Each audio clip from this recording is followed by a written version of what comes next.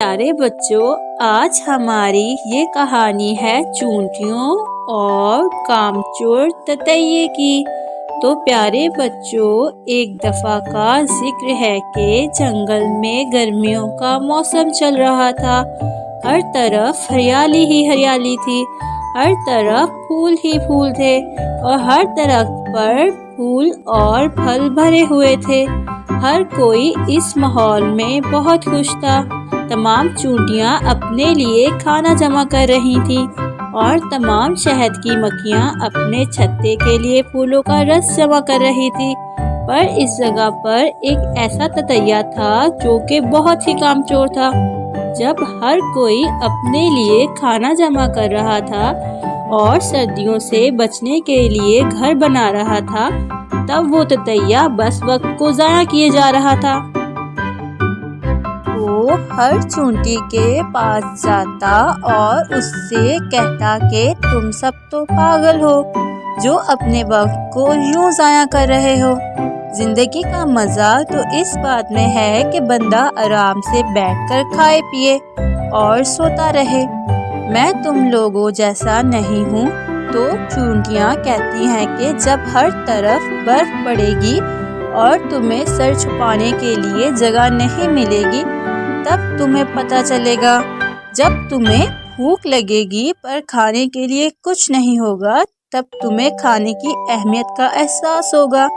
चूंटियाँ ततैये से कहती हैं कि मेरी मानो तो तुम भी वक्त रहते ही अपने लिए कुछ सोच लो। लेकिन वो चूंटियों की बात को नज़रअंदाज करके वहाँ से चला जाता है। फिर एक दिन वो एक बाग में जाता है और वहाँ पर शहद की मक्खियों को रस निकालते देखता है। तो उनसे कहता है कि तुम लोग क्या बेकार में पूरा दिन लगी रहती हो और अपना पूरा वक्त एक फूल से दूसरे फूल पर बैठकर ज़ाया करती रहती हो। फिर फूलों के रस को एक जगह जमा करती हो। क्यों अपनी ज़िंदगी को फजूल कामों में ज़ाया कर रही हो? मुझे देखो मैं कैसे ज़िंदगी के मज़े उठा रहा हूँ। तो एक मक्खी आती है और ततैये से कहती है कि देखो कुदरत का एक निज़ाम है और हर चीज़ अपने तरीके से चल रही है। हम अगर फूलों का रस ना निकालें तो सारे फूल ही सूख जाएं और शहद ही बनना ख़त्म हो जाए। हमारे जिस काम को तुम आज फजूल समझ रहे हो, इसकी कदर तुम्हें कल ज़रूर होगी। फिर शहद की मक्खी वहाँ से चली जाती है और ततैया अपने फजूल कामों में फिर से लग जाता है। फिर आहिस्ता आहिस्ता मौसम बदलने लगता है और सर्दियाँ आ जाती हैं। दरख्तों से पत्ते झड़ जाते हैं और पानी जम जाता है। हर किसी ने अपने खाने के लिए खाना जमा किया होता है और सर्दियों में खुद को गर्म रखने के लिए घर बनाए होते हैं। सब तो अपने घरों में आग जलाकर मज़े के खाने खा रहे होते हैं और ऐसे में वो कामचोर ततैया जगह जगह ठोकरें खा रहा होता है। वो खुद को सर्दी से बचाने के लिए कुछ दिन पत्ता इस्तेमाल करता है, फिर इससे कुछ बात नहीं बनती और सर्दी मज़ीद बढ़ जाती है। वो अपनी भूख मिटाने के लिए बीज खाता है, पर उनको खाकर ना तो उसका पेट भरता है और ना ही वो इतने ज़्यादा होते हैं कि वो अपना पूरा सर्दियों का सीज़न गुजार सके। एक दिन बहुत तेज़ की बारिश होती है और वो पूरा भीग जाता है और उसे बहुत ज़्यादा सर्दी लग रही होती है। वो कहता है कि मुझे किसी से मदद मांगनी होगी वरना मैं तो ऐसे मर जाऊंगा। वो सबसे पहले एक शहद की मक्खी के पास जाता है और उससे कहता है कि मुझे बहुत भूख लगी है और मैं सर्दी से कांप रहा हूँ। मेहरबानी करके मुझे अपने घर में एक रात के लिए रहने दो। लेकिन मक्खी कहती है कि तुम तो हमें पागल कहते थे और कहते थे कि हम अपना वक्त फालतू में ज़ाया कर रहे हैं।